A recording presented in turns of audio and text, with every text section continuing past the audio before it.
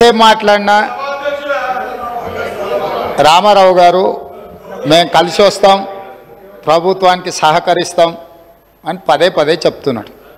నేను వారికి ఒకటే సూచన చేస్తున్నా, మీరు కలిసి వస్తారా లేదా అనేది, అన్నం ఉడికిందా లేదా అనేది ఒక మెతుకుని బట్టి చూస్తే తెలుస్తుంది.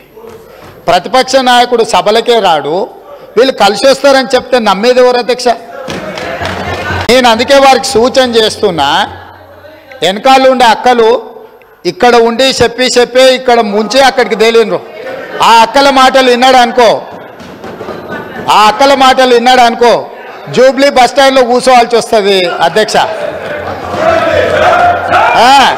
అందుకే అందుకే అందుకే అందుకే అధ్యక్ష,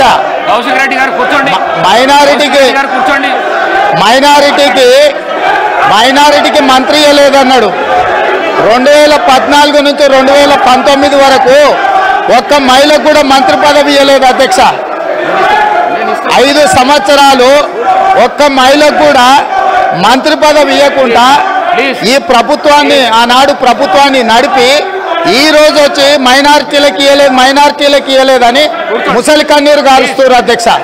కాబట్టి దయచేసి అన్ని విషయాలు మాకు తెలుసు, సహకరించేది ఉంటే ప్రతిపక్ష నాయకుడిని వచ్చి సభలో కూర్చోమని చెప్పుండ్రు అధ్యక్ష.